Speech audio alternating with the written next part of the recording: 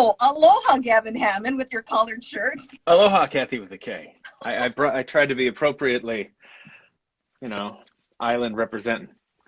So what part of California are you in? Southern California, Northern California? Northern California. I'm like not far from Napa, northeast of San Francisco. Well, I would have worn something with a windmill in sideways or something. Anything I can do to help Hawaii. Yeah. I love you guys. So, Mr. Gavin Hammon. Yes. Thank you for making time on this Aloha Thursday.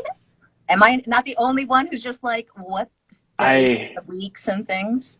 I think it's Thursday because tomorrow's Friday. But I couldn't tell you what day it was. Although Cinco de Mayo was just a couple days ago. So. So alcohol-related holidays, you're able to kind of lodge and recall. Well, I've been like, there's so much beer that's readily available in the state of California now because like all of the breweries that I totally adore are shipping me beer that I had to stop drinking during the week because it was just it was too much. So now I just have it and I have it sitting in the cooler. So I know that, when Friday comes around, I can have a beer. So I'm excited. Would you like to acknowledge any local or microbrewery? Are you an IPA kind of Sure. guy? I am an IPA kind of guy. Well, Casa Agria, which is in Oxnard, California, down in Southern California. It's not one I could normally get. So I'm super excited that they're shipping me beer because their beers are awesome. I've gotten beer from Russian River Brewing Company, which is a rare treat because they're also kind of hard to find, even though they're very close to me. Laughing Monk and Humble Sea in Santa Cruz, which is cool because they don't have a ton of distribution, but they're shipping beer right now. So, and Hen House in Petaluma, which is also pretty close by. Great names. I love it. Well, I'm on the wagon. So I just I love hearing about like mixologists and the latest things they have. And they're like, oh, we could make a mocktail. I'm like, thank you. I came in when lavender was a treat, so that's how long I've been sober. Well, good. Congratulations. Are you standing? Are you comfortable? I am. I'm standing because this is my studio and I have a standing desk in my studio because Gavin, you want to give us a little tour? Nothing would fit if I weren't standing up. The door in is right there. And then just kind of going around. This is my booth where I do a lot of my talking in. I posted a picture of this on Instagram the other day, but people didn't quite realize that the booth was just a tiny, tiny piece of this ridiculous space. This is what happens when, you're into toys or something when you're young and you never actually grow any more mature. So I think it's great that you unboxed it. When people don't play with them. I'm a loosey-goosey guy. I don't have very much stuff that's still packaged. So I'm not trying to sell any of this. It brings me joy. So I think that would be a project maybe for your kids. They could catalog, and it would be the Instagram photos of just each one and give a little backstory. I came into Gavin's life in 1989. They can have their own vignettes. I could voice them. It'd be really fun. So perfect. But you know what? We know each other like it's. So you and I met when the first time that we came to play in Hawaii. About dance hall crashers. I know the first one was at After Dark. It was Radio Free Hawaii's birthday. It was your birthday. Yeah. So the whole reason we came out is because we were just like, I was in a ska band that was like mildly popular in California, Northern and Southern California. But apparently there was this awesome radio station so it doesn't in sound Hawaii. Like a humble brag from you. Well, no. But at the time, that was totally true. And I mean, I don't know that it ever got too far beyond that, but like there was a radio station in Hawaii that played us all the time and wanted us to come and play. And we went and played for like 2,000 people the first time we were ever there. Mm-hmm. And it was like incredible. And we went to some weird bar after, and I did Goldschlager shots with like people that were like, I was probably like 19 or 20 at the time or something. Oh my gosh, yeah. Maybe I was 21, but it was just so weird. It was incredibly cool. And then since we returned to Hawaii maybe like 2 or 3 times a year, maybe sometimes more. It was awesome. We were treated so well by Radio Free, and I loved the station. We would listen to basically nothing else when we were there. And I remember like Dave O'Day came and picked us up, and we like rode over one time in like his Volkswagen, his cabriolet. His Rabbit or something. Yeah, and like we drove around and just we met all you guys and hung out and came to the station a bunch of times, and you guys would let us play songs, and it was rad. We loved it. At least from how I remember Radio Free Hawaii and our little shanty shack in Waipahu. Dancehall Crashers, when people think about the band, they get so excited because they can remember the shows they went to, and some of them have even like gone to the mainland and seen you guys tour or gone to Japan or extensiveness of, those were so much fun, those Japan trips too, because we would go to Hawaii first or after and then head out to Japan. It was just the best. I have to ask, because I'm sure somebody wants you guys to do something. You guys are still together. There was no official anything. No, there was nothing really official, but I don't know that we're ever going to do anything again. But we might. I don't know. You got to keep the fan, that light of hope. Yeah. Gavin, don't be the destroyer of Well, I mean, anything is possible. I know that like I would need probably like a month or so to get back in shape to be able to play almost as fast as we would play live, most of which was my fault anyway. But I know Mikey could learn the songs. Mikey would he could figure out all the songs in, a few weeks or so. Jason, I'm sure, knows all of them. It's just kind of everybody's doing their own thing, and everybody's just sort of doing something different. I'm, very happy not traveling and not touring. It's such a weird time. It's convoluted. I've been trying to work from home and do as much VO stuff from home, so this is a great opportunity that I'm taking advantage of, being able to have the ability, because I do have the ability to work here. So it's fortunate, but everybody's just kind of doing their thing and enjoying what they're doing. Does it feel weird so many years later? It comes up though. It's just like when they connect the dots of like, you're the drummer from and then they start regressing to like a 12-year-old and just like telling you. It's weird when it happens, and it's especially funny when it happens in like a situation where I'm working otherwise. Oh yeah. And then I tell people, that I was in a band, and because I always kind of, it's like, oh, I was in a band. It was called Dancehall Crashers. I don't ever try to make it like it was a big deal, because it was a job. It wasn't just that it was a job, but it was just like, I didn't feel like we had, a lot of the bands that we were touring with went on to be so massive that, I don't put us in the same, sort of echelon as Blink and No Doubt and stuff like that. Even though we did tons of shows opening for them and them opening for us. So I always kind of diffuse it a bit, because that's just sort of, as you may have noticed, it's kind of what I do anyway, naturally. But so when people do know or react to it and get kind of freaked out, it's funny, but it's weird, Yeah. You had shown earlier that you had your drum kit. Is that like the original kit that you had? No, no, that's one that's that I'm an endorser of Boom Theory drums. Let's check it out. Yeah, wonderful guy named Al Adinolfi. He also makes it's the green sparkles, which is the pretty one. But he also makes drums that are electronic, that are made out of acoustic drums. He's a great guy. Boom Theory, Space Muffins, Al Adinolfi, wonderful man. No, the original kit that I had that I did most of my touring and stuff with is packed up in cases.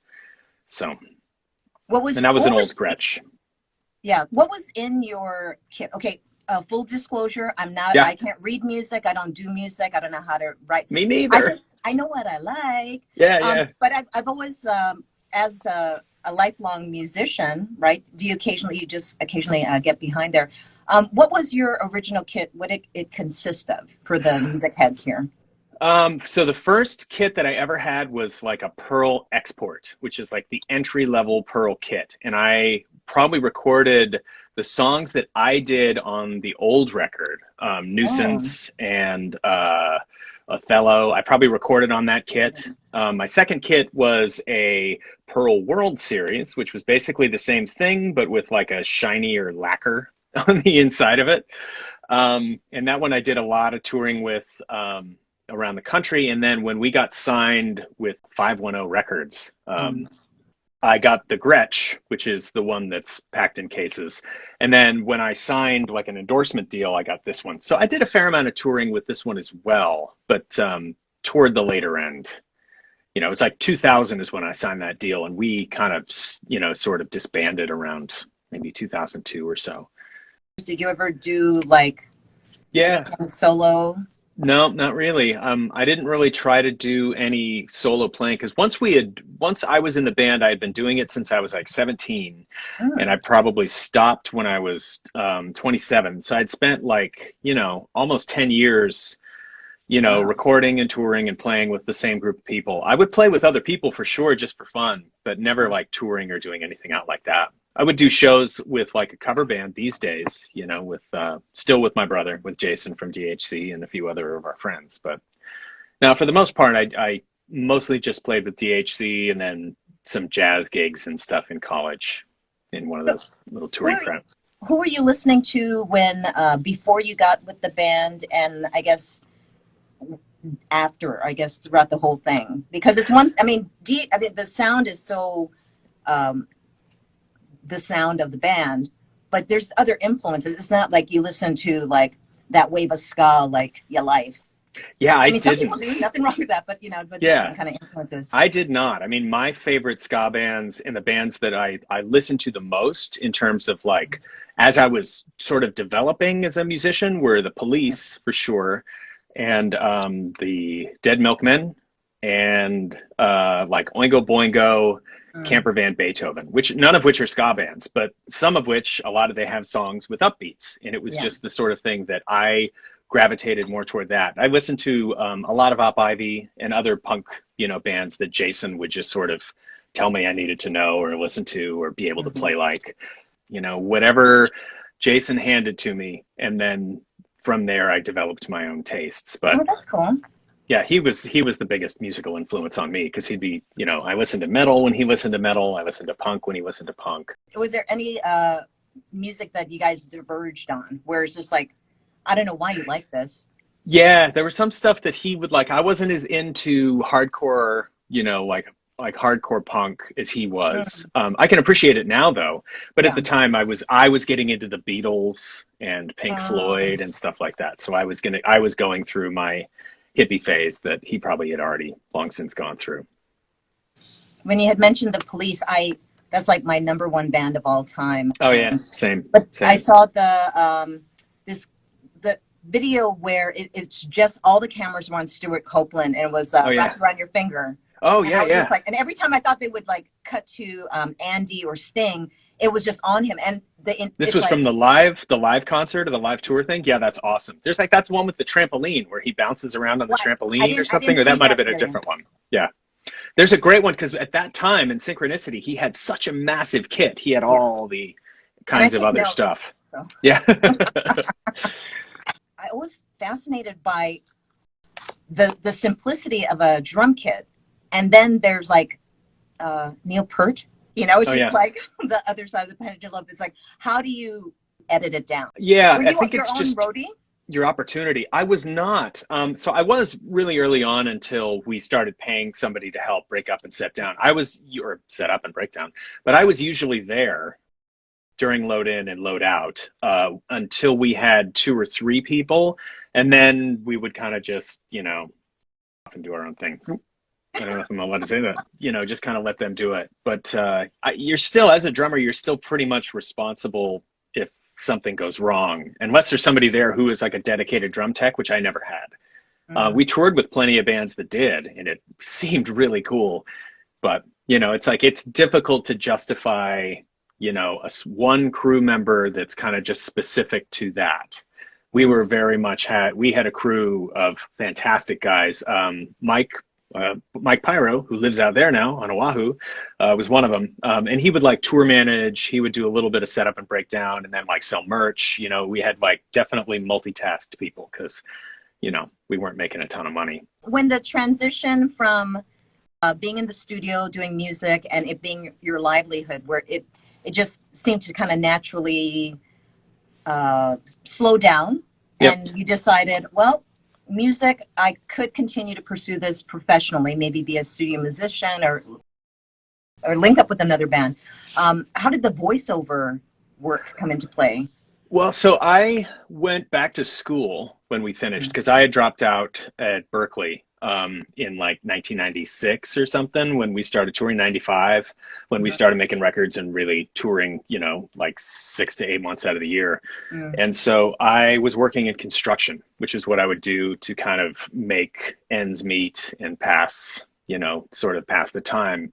And I remember I was on an electrical installation job on campus at Cal, as a matter of fact. And my dad called me and he was like, hey, there's some lady on the radio on Ron Owens, which is KGO local, Yeah.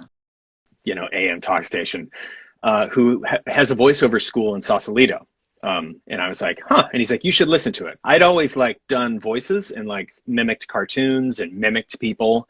I was super obnoxious and annoying, probably still am. But I would do accents and stuff all the time. And then, he was like, this would be something you should look into. So I did, and I took classes. And after about 5 years, I got signed with Stars, my agent here.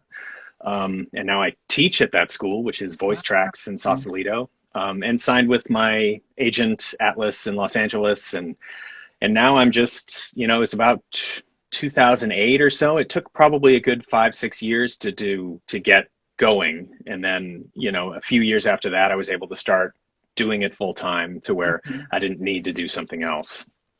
But my kids were born around then anyway. My first son was born in 2004. So I was a stay-at-home dad. So it worked out well because I could take him to auditions. Back then, you had to go to the agency to read. You didn't just get to do it from home like we can. So it was a tougher time to get started, but it all worked out. It's the best job in the world. When did you build in your studio? When did it get to a point where you had established yourself as a voice and you didn't have to like go in, you could just take direction through a line kind of thing? Oh, well, that was more like, that had less to do with me and more to do with just how the business changed. Okay. As more people had stuff at home and more calls were coming in, and it was much easier on agents not to have like 300 people come through the office every day, when we can email it to them and they'll send it back to us and give them the direction that, the client wants them to know. That made it certainly easier. So that had less to do with me. And I have always been motivated to just try to know what I'm supposed to do and be prepared and like show up on time and try to do good business. And it was a pretty logical, just sort of progression. And now it's getting more comfortable because we're not able to travel. There's more studios that are willing to, just connect via something like Source Connect or ISDN so that we can, work from anywhere. It really doesn't matter as much. It's amazing that you're able to talk at length and have the amount of power behind the Walking Dead video game. I play Kenny. Yeah. You play Kenny. And I don't think people understand the extreme lengths that one will have to go through for how long is a general session just to provide those were options? usually between 2 and 4 hours, depending on the session. The union, and a lot of that was union.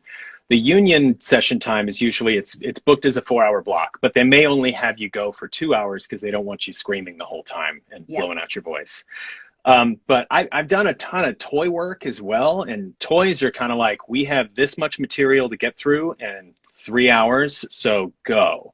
So those are sessions where you really never get a break. Video games, there's the union's kind of protecting you, and you've got much more awareness of like vocal damage and not to go too hard and not to do too much and not to keep doing it or to do things in a certain sequence.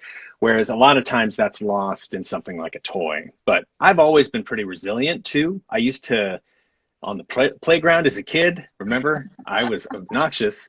I would scream and yell until I would be hoarse by the end of the day. And that was something that I did pretty much every day as long as I could remember. And now they pay me to do it. It's about time. Yeah. My prayers have been answered. Did you ever pursue front of camera work Or Nope. was just being behind the scenes, you're like, this is totally my jam? No, I did theater in high school and college quite a bit. Not so much in college, but in high school quite a bit. And I did improv on stage, and I sang in choir, did a lot of like solo voice performance, got a scholarship for singing. And so I did a lot of that. But when I found out kind of what voiceover entailed, Mm. and that you could be anything. It didn't matter what you looked like. You could be whatever you could sound like, and people would accept that. And also that I could do 3 or 4 sessions in a day because I'm not stuck on a set for 8 hours, you know, and Mhm. it just made more sense to me. And I've just never pursued anything on camera. To me, this is, you know, this is acting. I'm pretending to be something else. And I'm one of those kind of weirdos where I really love the job. So I get as much of a kick out of doing a really popular, you know, game of the year winning video game as doing like a corporate video for a tech company. I dig it. So I enjoy just kind of getting the product across and capturing whatever somebody needs. So I still really do enjoy doing lots of different kinds of work, Mhm. which is one reason why I never moved to Los Angeles when I got an agent. I probably should have, you know, and I probably would have seen more success or been in more games or Mhm. done more animation. But I like it here. My family's here, and I wanted to just do as much as possible, you know, without having to relocate myself. It's great that where you're at home, you're happy. I mean, that if you're not happy about Oh, where yeah. you return or leave Oh, from, yeah. you know? I love it here. I like it a lot in this room. It's fun for me. My garden is right on the other side of this wall. I love it out there. So, you know, it's I'm content to try to do as much as I can from here, but I'm not pursuing, you know, that huge next big thing where I get to be, you know, in the commercials or anything like that. You know, Mhm. I'm happy to be the voice behind the scenes, just getting paid, getting the checks, you know, but not necessarily having to be out there in front of everybody rationalizing or explaining myself. It's what you were describing about 3 to 4 hours in a session and being able to understand direction. And Oh yeah. again, and just knowing that the director and whoever's engineering the session, they are correct. Whoever's signing the paycheck, you know, if you think you Yeah. did it differently, um, Even if they're wrong, they're yeah, correct. yeah. Yeah. So it can be fun if you just have the right mindset for it.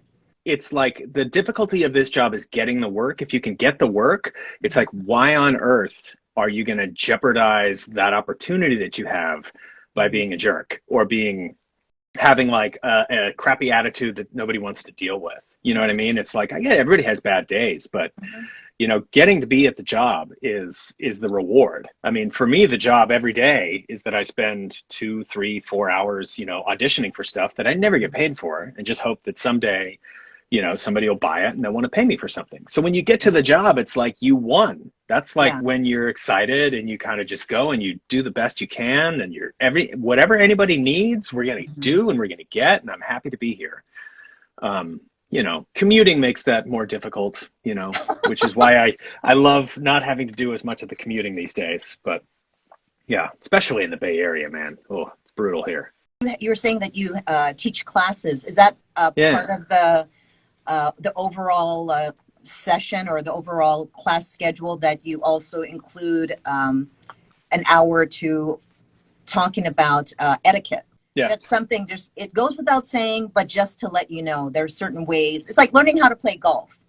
I try to, I do generally always kind of bring that up. And I say, like, here is what I want to do, and here is how I'm trying to do my business, you know, Yeah. and I do at least try to lay that out where it's like all of the things that you have control over, it's like you don't have control over your talent. You don't have a control over, you know, what you sound like to a degree, but you can control what time you show up. You can control whether or not you've looked at the script. You can control, you know, your attitude when you're there. You can control whether or not, you know, you have everything you need already. You don't have to show up and be like, oh, I need a coffee, and hey, where's my water, and where's this? You know, it's like you can show up with all your stuff and just be like, I'm ready to work, you guys let me know when you are, you know. And it's the more you, I think you can do that. it's just, I get feedback from clients that, you know, it's so easy to work with me. And I'm like, great, Yeah, please continue doing it. You know, and it just, I think it's so important to have a positive work ethic. And it's like, every day is a gift. And it's like doing this job, being hired to do this job is such a gift. So it's like, why would you be a jerk? And Gavin, I appreciate you sharing that, because right now people are in really big transitional moments, and Sure. it's easy to kind of just stay in the negative space because maybe that income isn't there, or it's just like Sure. waiting for that interview thing. But it's good to be reminded that wherever we are in life, unemployed or working or pending, that Yep. it's our attitude that will make a difference for us to continue to be happy. And yeah, And it this affects is everybody an else too. opportunity. Even if you're not working, it's like, if you want to be a voice actor, or if you are a voice actor, it's like, this is an opportunity for you to soundproof your studio, you know, creatively, you know, with things around the house, to make sure that, you know, you've got the latest versions of your software, you know, like you can spend money, if you have it, to get like a decent microphone or a preamp or something like that, or get some sort of a connection to Source Connect or something, or just listen, you know, don't just sit and watch TV or play video games or something like that, when you could spend time practicing a craft, or at least improving, you know, your opportunity to get more work. What's it like when you get, because of your video game work, and you go to different Comic Cons, different events, and people are really mad at the way you voice a character because of their choices in the game? Yeah, you know? or they get mad at me. It's very rare that they get mad at me. Usually people get mad at the studio or the writers for what happened to my character, which I think is so sweet and like adorable. You know, it's so nice that, you know, people are supportive.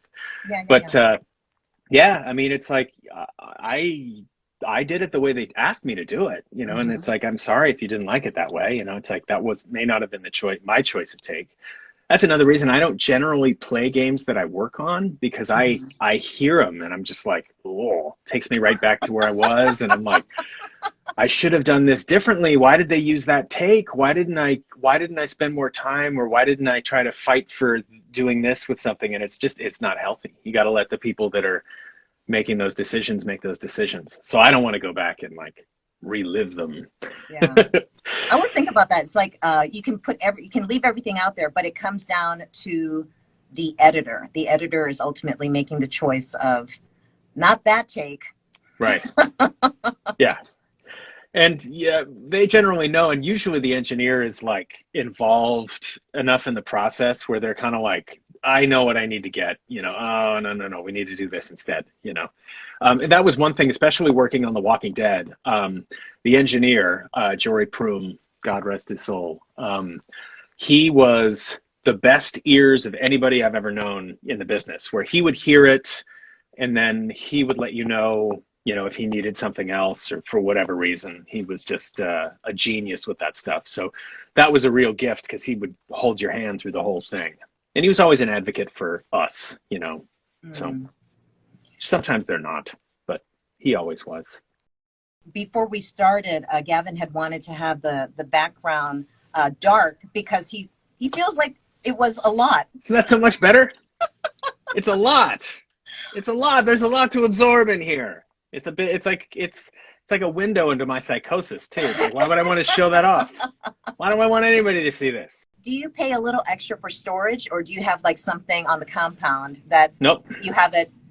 We have a house with a good amount of space and lots of nooks and crannies and places where things are just sort of stuffed into cubbies. I'm curious about the figurines though.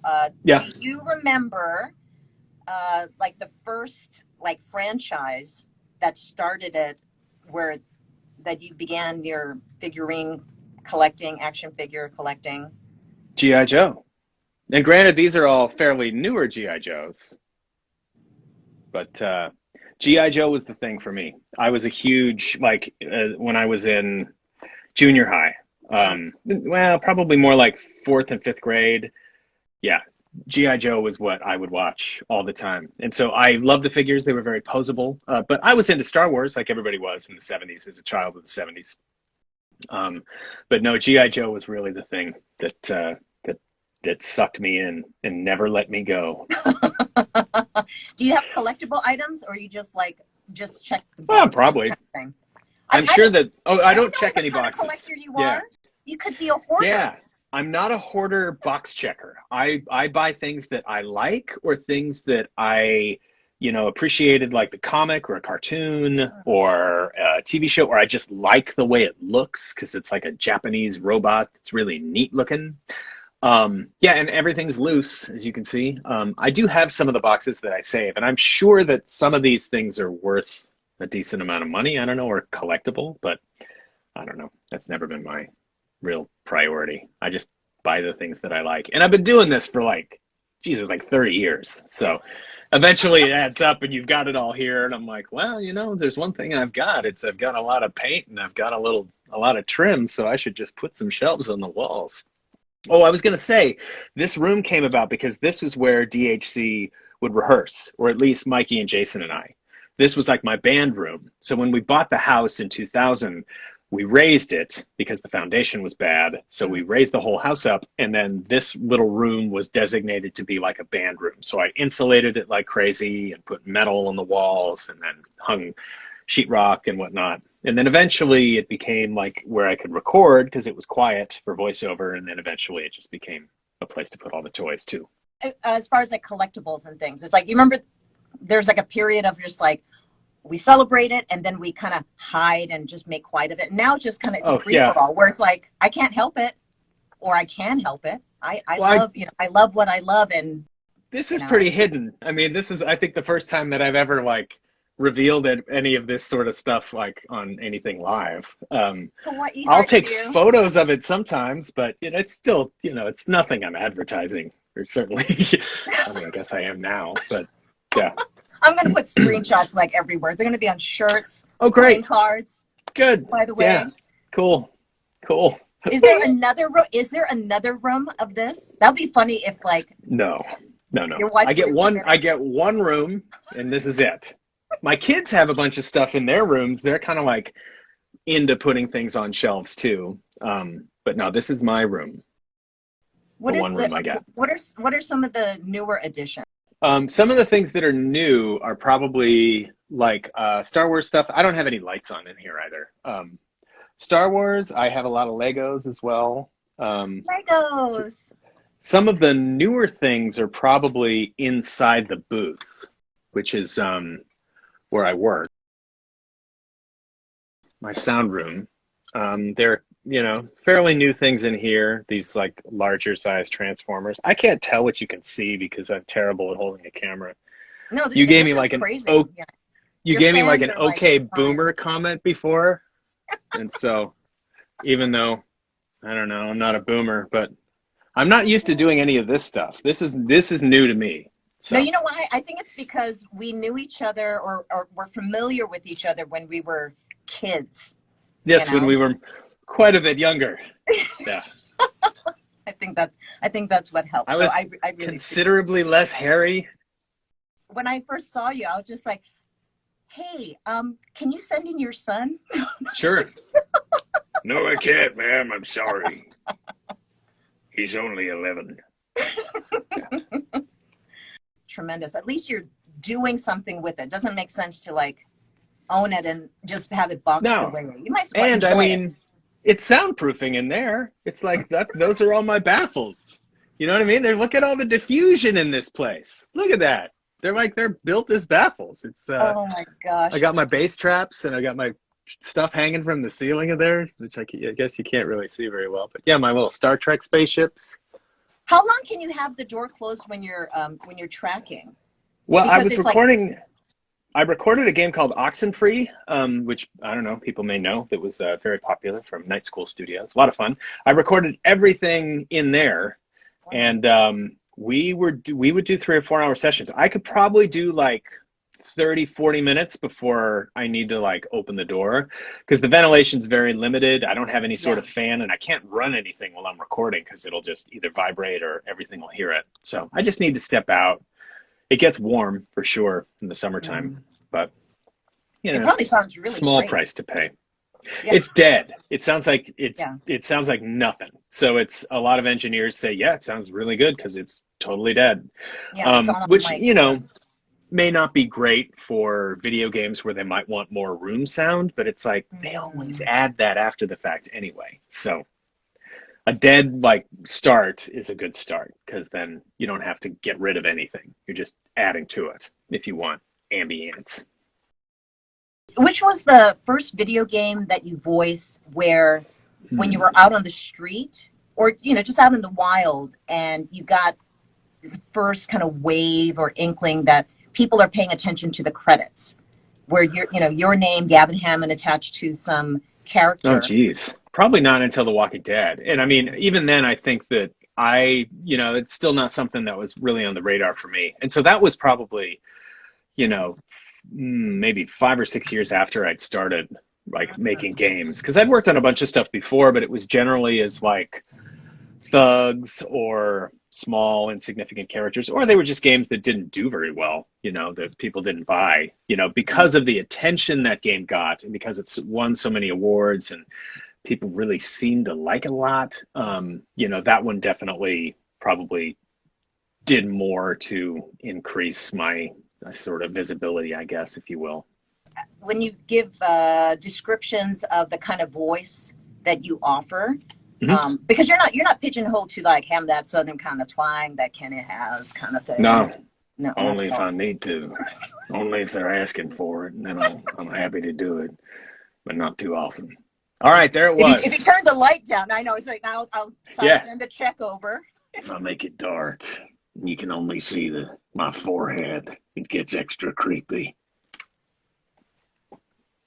That's so fun. But so what kind of type of voice actor do you seem to get gigs for? Well, I'm very fortunate in that I get hired to do lots of different kinds of stuff. I was doing, I had like an animation session doing something that's a little bit sort of lower, but it's like a firefighter who's just a, kind of a similar vein to this. He's, it's like 3 feet up a ladder, that sort of thing. The previous week I was doing a video game for something where I'll have like a Lord of the Rings online session and I'll be dwarves. I'll be different kinds of dwarves. Or I'll be another kind of dwarf entirely, or something weird like that. Or I'll be a ring wraith, or an elf, a normal elf, or just, I don't know, or a hobbit. Why not be a hobbit? I don't know, just whatever comes up. And then you do I get hired. McCartney elf? Oh, sure. Well, Paul would be more like this. I think Paul's a little bit cuter, and he said, he's like, I don't know what we're gonna do. It's awful. Oh. And Ringo would be like, oh, don't worry about it. I don't know. No, that's probably more like John. I'm on the spot. But I don't know. I like to think I can do lots of different kinds of stuff. Most of the stuff I get hired to do is this old, not the beard, but just in this voice, in this sort of same, and conversational for commercial stuff, or like an everyman, or like a cool dad, or something like that. I don't know. Whatever comes up. What does a cool dad sound like there, Gavin? Duh, you've been talking to one for like, I don't know. You mean this guy? Did I show you my G.I. Joes? Did you see the shirt? My Aloha shirt and the G.I. Joes as I'm chewing on ice in a live broadcast? Classy. Like I said, I'm really good at this. Yeah. Something that I get so much satisfaction out of from doing this is it's like when you're in a band, it's the sum of the parts, and it's like you're representing a small portion of the band, but the whole band is representing you as well. So it's kind of like, I love being able to do something that's just me. And so it's like, if it succeeds or fails, it's my fault. And if I get to represent it the way that I want to, usually poorly, and I basically just get to be my own boss and just sort of be in charge. Nobody makes any decisions, because I'm the only one that can. So I just don't. So nothing happens. It's perfect. Do you write? Do you do any kind of screenplays or have ideas for video games? Not really. The only writing I do are just if I'm doing ad libs or something like that. I don't, I would sometimes sort of jot down story ideas and stuff like that, but I don't work on anything too much. I don't know. I don't do a lot of creation aside from what I bring to someone else's creation, I guess. This is sort of sad. I'm like, no, I don't. Why don't I? No, it's a unique skill set to be able to read in real time out loud, the conversation, and be able to deliver and emote and things like that. Yeah, without sounding like you're reading it. Yes. It's tricky. Yes. Both my kids have started doing it at home as well. They both had jobs. And so I'm trying to impart those things to them without, scarring them for life. Since we're in coronavirus COVID-19 land, here in Hawaii, yeah, it's been single digits. It's been really consistently the presumptive. You have a good positives. senator. You have a good senator, Brian Schatz. I love that guy. It's been really good here in the islands. Good. Everybody's been really good. How has the environment been for you and your family? The online schooling, or it's just like the neighborhood watch and. It's been okay. So my wife is able to do her job full time from home, and she works for the Lawrence Berkeley Lab. So she actually probably won't end up going back to the campus this year, because they're only phasing in, non-essential, they're only phasing in people based on sort of categories. And she's able to do everything. She's a project manager, so she can work from here. And so she'll probably, stay home. Kids are doing fine with it. My older son's in high school. He doesn't love not being able to see his friends and whatnot. Younger son, he's just finishing 5th grade. So he gets on his Zoom call, does his homework, and then plays Fortnite with his friends. So he loves it. My older son sleeps in till, whenever we wake him up, which is a lot better to him than getting up at 6 every morning so he could be at 0 period. So they're okay. And I mean, I feel very fortunate to get to still work and be here at home, which is where I want to be anyway, with my favorite people. So I feel very fortunate. And so we're donating a lot, trying to do everything we can to donate to local food banks and patronize local businesses to just try to make sure that, our fortuitousness is not just something we take advantage of. At Gavin Hammon, what is your website? I mean, your fans already know where to find you, but GavinHammon.org.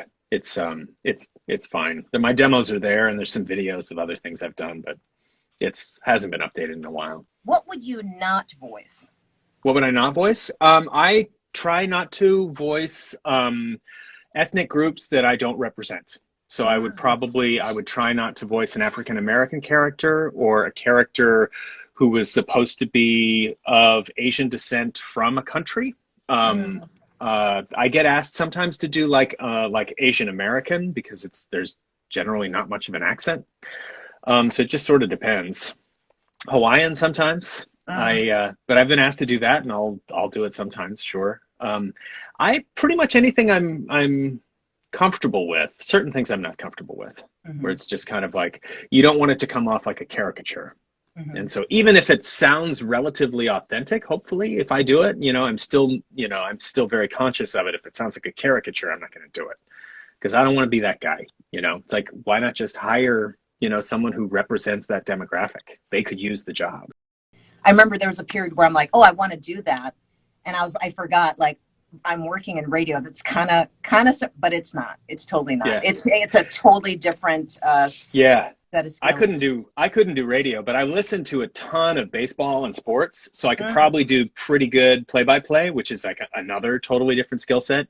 Yeah, just because you're talking doesn't mean, and even if it's like within different areas of voiceover, it's like a commercial is totally different from narration, totally different from animation, which is pretty different from interactive. It's like it's all different. Which I think is great, because I get to, try to do all different kinds of stuff, which to me is what I want to do. I want to be able to do more things rather than one thing all the time.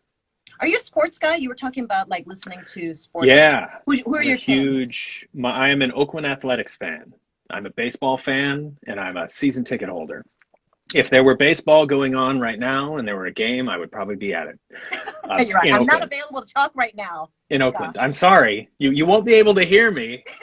I'm right behind home plate. I'm an A's fan. I like the Golden State Warriors lots. That's the shirt I was wearing before I put on my fancy Aloha wear. I like the San Francisco 49ers. I wanted to like the Raiders for a really long time. They just kept leaving, and now they're gone again. So whatevs. I like the Phillies. Phillies are fine. You know, I've got my sister-in-law's boyfriend is a big Phillies fan.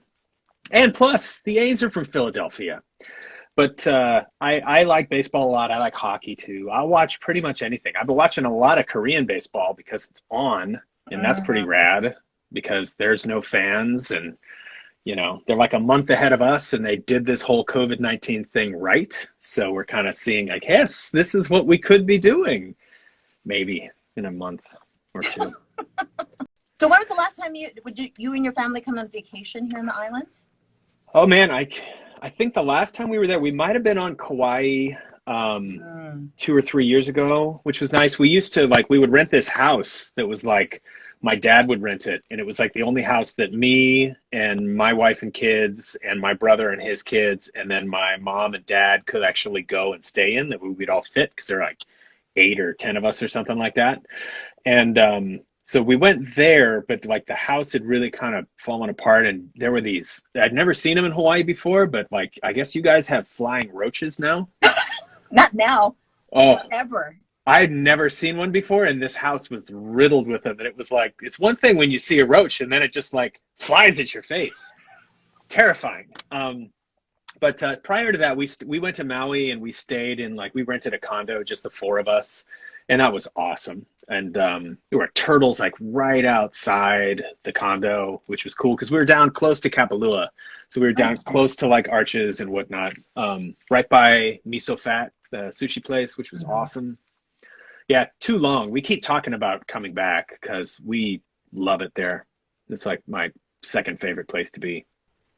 Behind where you are in Napa area-esque, Northern California. Behind where my tomatoes grow. So that's my very favorite place to be. I can never say what projects I'm working on, Sean. Sorry. But I can. So there's this vegetable farm. Yes, that's the project I'm working on. Tomatoes. Tomatoes I'm working on. Thank you to everyone, and thank you, Gavin Hammon, for hanging Thanks to anybody that dropped in. You guys are cool. Thanks for having me, Kathy. Thank you, Gavin Hammon, at Gavin Hammon. That's me.